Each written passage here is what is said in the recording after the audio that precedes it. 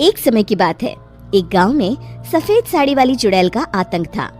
चुड़ैल रात भर गांव में घूमती और गांव का जो भी आदमी उसे दिखाई देता उसे वो घायल कर देती। अरे कोई तो बचाओ, मर गया रे। एक रात हरिया अपने खेत से अपने घर लौट रहा था कि तभी अचानक उसके सामने चुड़ैल आ जाती है। अरे बाप रे, ये चुड़ैल कहाँ से आ गई? आज तो मैं गया काम से।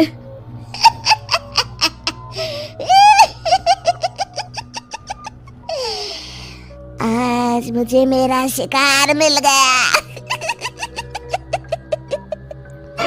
अरे चुड़ैल दीदी, मुझे छोड़ दो। जैसे ही चुड़ैल हरिया की तरफ बढ़ती है, हरिया वहाँ से भाग जाता है और अपने घर के दरवाजे पे पहुँचता है। अरे भगवान, जल्दी से दरवाजा खोलो, मेरे पीछे चुड़ैल पड़ी है। हरिया की पत्नी जल्दी से दरवाजा खोल देती है। अरे आप इतना हाफ क्यों रहे हैं? अरे मेरे पीछे चुड़ैल पड़ी है, आज तो मैं बाल बाल बच गया। जल्दी से सभी दरवाजे और सभी खिड़कियों को बंद करके बत्ती बुझा दो। तभी चुड़ैल हरिया के घर के पास पहुंच जाती है। अरे वो आदमी कहाँ गायब हो गया? मैं भी देखती हूँ आखिर कब तक बचेगा। मैं अपने शिकार को इतनी आसानी से नहीं छोड़ती। इतना कहकर चुड़ैल वहाँ से चली जाती है। वहीं दूसरी तरफ हरिया और उसकी पत्नी दोनों अपने घर की खिड़की से ये सब देख रहे होते हैं। अरे बाप रे, ये तो बड़ी डरावनी चुड़ैल थी। अगले दिन ये बात आग की तरह पूरे गांव में फैल जाती है और धीरे धीरे लोग चुड़ैल के डर के मारे शाम होते ही अपने घरों से बाहर निकलना बंद कर देते हैं। कुछ दिनों के बाद भाई, मैंने तो इस चुड़ैल के डर के मारे रात को अपने खेतों को पानी देना बंद कर दिया है। कहीं मेरी फसल सूख गई तो मैं तो कहीं का नहीं रहूंगा। साहूकार का कर्जा कैसे चुकाऊंगा? अरे भाई, पूरे गांव वालों का यही हाल है। पता नहीं ये चुड़ैल हमारे गांव में कहां से आ गई। फिर एक दिन गांव के पास वाली नदी के किनारे एक बहुत बड़े तांत्रिक के आने की बात कुछ गांव वालों को पता चलती है। वो लोग जाके ये बात गांव के मुखिया को बताते हैं। मुखिया जी, नदी के किनारे एक बहुत ही पहुंचे हुए तांत्रिक बाबा आए हैं। हमें उनसे मदद मांगनी चाहिए। मैंने सुना है वो बड़े बड़े भूतों और चुड़ैलों को अपने वश में कर लेते हैं। मुखिया जी सभी गांव वालों को लेकर उस तांत्रिक के पास पहुंच जाते हैं। ओम फट स्वाहा, ओम फट स्वाहा। तभी तांत्रिक अपनी बंद आंखों को खोलकर कहता है, क्या बात है? तुम सब लोग यहाँ क्यों आए हो? मुखिया जी उस तांत्रिक को सारी बात बता देते हैं। अच्छा, तो ये बात है। और तांत्रिक अपनी आंखों को बंद कर लेता है। मैं देख रहा हूँ तुम्हारे पूर्वजों ने बहुत पाप किए थे, जिससे ये गांव अब श्रापित हो चुका है। उसी के फल स्वरूप तुम्हारे गांव में चुड़ैल आई है। ये चुड़ैल बहुत खतरनाक है, ये किसी को नहीं छोड़ेगी। हे भगवान, मर गए रे, अब क्या होगा?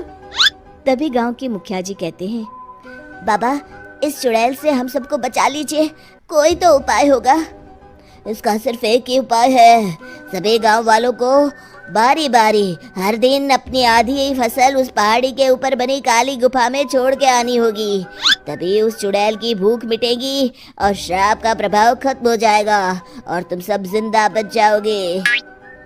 सभी गांव वाले उस तांत्रिक की बात को मान लेते हैं और वहां से चले जाते हैं।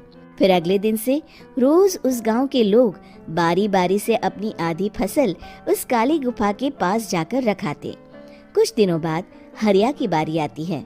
बाप रे, आज तो मेरी बारी है उस काली गुफा में जाने की। क्या करूं? वो तो बड़ी खतरनाक चुड़ैल है। मेरे तो हाथ पैर कांप रहे हैं। फिर हरिया डरते डरते अनाज की बोरियां अपनी बैलगाड़ी में लाद देता है।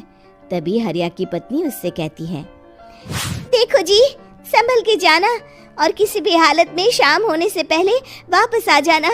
उस चुड़ैल का कोई भरोसा नहीं है जी। हरिया बैलगाड़ी में बैठते हुए कहता है, भगवान, मैं क्या वापस आऊंगा? लगता है अब तो मेरी खबर ही आएगी। इतना कहकर हरिया वहां से चला जाता है। रास्ते में जंगल से गुजरते हुए हरिया की बैलगाड़ी का एक चक्का बड़े गड्ढे में फंस जाता है। हे भगवान, अब ये क्या मुसीबत है?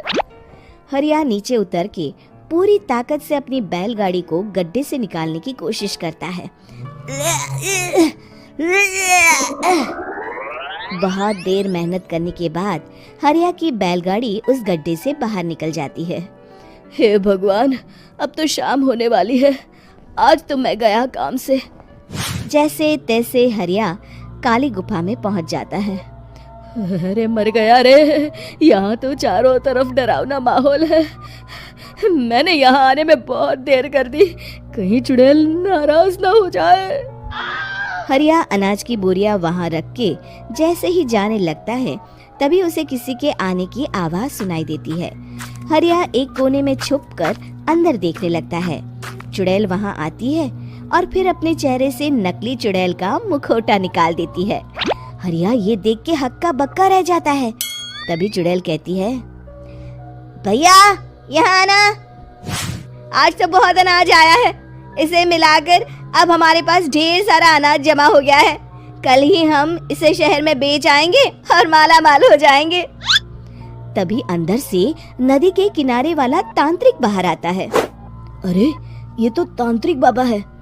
हाँ, अब तो हम दोनों की जिंदगी मजे में कटेगी। गांव वालों को बेवकूफ बनाना इतना भी मुश्किल नहीं था। लोग तो तुम्हें सच में असली चुड़ैल समझते हैं। हाँ, तुमने सही कहा।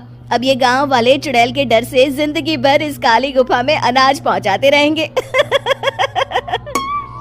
अच्छा, तो ये बात है। ये दोनों पूरे गांव वालों को बेवकूफ बना रहे हैं। अभी जाकर सबको बताता हूँ। हरिया उन दोनों की पूरी बातें सुन लेता है और जल्दी से वापस गांव में आता है। गांव वालों को पूरी बात बता देता है। इससे पहले वो दोनों हमारा अनाज लेकर शहर जाए, हमें उन दोनों को पकड़ना होगा। उधर दूसरी तरफ नकली तांत्रिक और नकली चुड़ैल बनी औरत एक बड़ी गाड़ी में सारा अनाज लाद के वहां से निकलने की तैयारी कर रहे होते हैं। जल्दी करो, इससे पहले हमें कोई देख ले। हमें यहाँ से निकलना होगा। और तभी वो दोनों देखते हैं कि सामने से सभी गांव वाले अपने अपने हाथों में मशाल लेके आ रहे हैं। दोनों बुरी तरह डर जाते हैं। रुक जाओ, तुम दोनों का भांडा फूट चुका है। अरे मर गए रे, ये गांव वाले कहाँ से आ गए? तुमने क्या सोचा इतनी आसानी से यहाँ से निकल जाओगे? ये अनाज हमने अपने खून पसीने से दिन रात खेतों में मेहनत करके उगाया है। दोनों मुखिया जी के पैरों में गिर जाते हैं। हमें माफ कर दीजिए, हम दोनों एक नंबर के कामचोर हैं। बिना मेहनत किए पैसे कमाना चाहते थे। हाँ, अब हम आगे से मेहनत मजदूरी करके पैसे कमाएंगे। हमें कुछ मत करना, हमें छोड़ दीजिए। इतना कह के दोनों गांव छोड़ के भाग जाते हैं और सभी गांव वाले फिर से खुशी खुशी रहने लगते हैं। शिक्षा तभी तो कहते हैं कि किसी भी समस्या का समाधान केवल सूझबूझ से ही करना चाहिए और कभी हिम्मत नहीं हारनी चाहिए। दोस्तों, हमें उम्मीद है कि आपको हमारी ये कहानी पसंद आई होगी। कृपया हमारे चैनल को सब्सक्राइब करें और सभी अपडेट्स के लिए बेल आइकन जरूर दबाएं। और हाँ, वीडियो लाइक और शेयर करना मत भूलिएगा। Bye bye.